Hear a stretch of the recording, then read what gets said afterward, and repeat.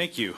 Minister, your website says that you have, quote, supported putting a price on carbon pollution and have, quote, taken a strong stance against oil sands expansion.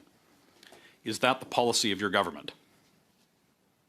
Our government has been very clear that moving forward, we need to make sure that Canada is an energy superpower. That means in conventional energy and renewables.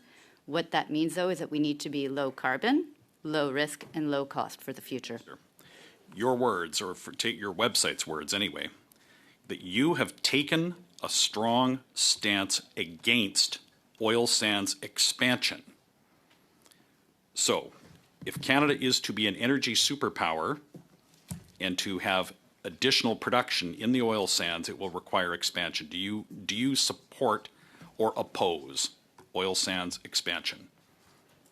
To be clear, our government's policy, and our Prime Minister has been very clear on this, is that moving forward, we need to make sure that we have the strongest economy in the G7, and that includes being an energy superpower that will be low risk, low carbon, and low cost.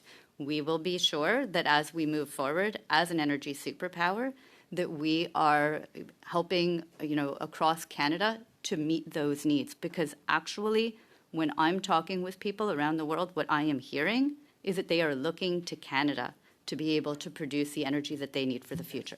They've been looking to Canada for 10 years, and your government has hemmed in and done everything it can to harm the production of energy in Canada. So have you changed your mind then? You're no longer taking a strong stand against oil sands expansion. Is that...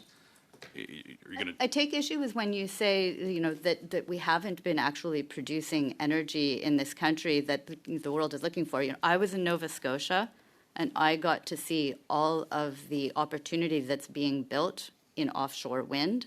That is an amazing opportunity for our country. When I'm looking at what our country is producing right across this country with the nuclear capacity and how we're working, we had an energy agreement with nuclear with Romania.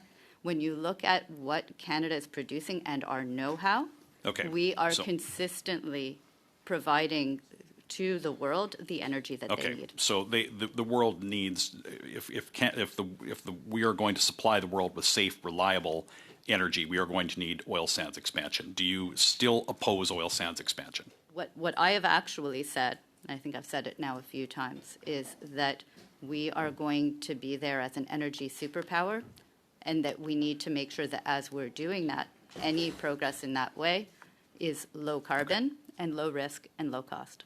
Okay. Do you support a Pacific pipeline, yes or no? I'll go back to this piece, that if there's a hypothetical that you're putting to me right now. So a Pacific pipeline, there's no designed policy. Okay. So here's one that's not hypothetical. Here's a real one. The government of which you are a member was formed in this time 10 years ago, and almost literally the first action that it undertook was canceling the Northern Gateway pipeline by order in council. Do you support that decision to cancel the then conditionally approved Pacific pipeline? I'm looking forward to where we can move as a country.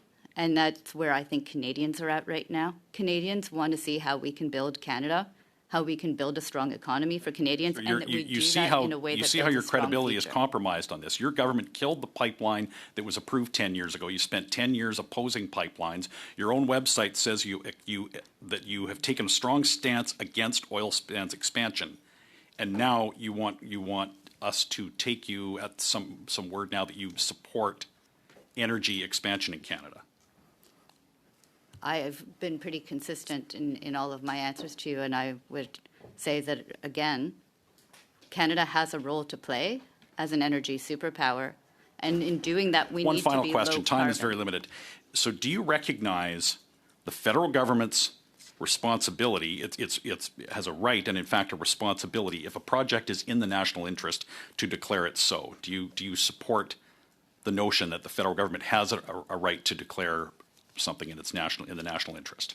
We passed Build Canada Act, which is an important piece of legislation to do what Canadians are looking for in this moment, which is to build our country and to look towards projects of national interest, there is a process that fits within it with criteria that's built into the legislation. What about, does that mean that provinces have a veto, or does the federal government have primacy?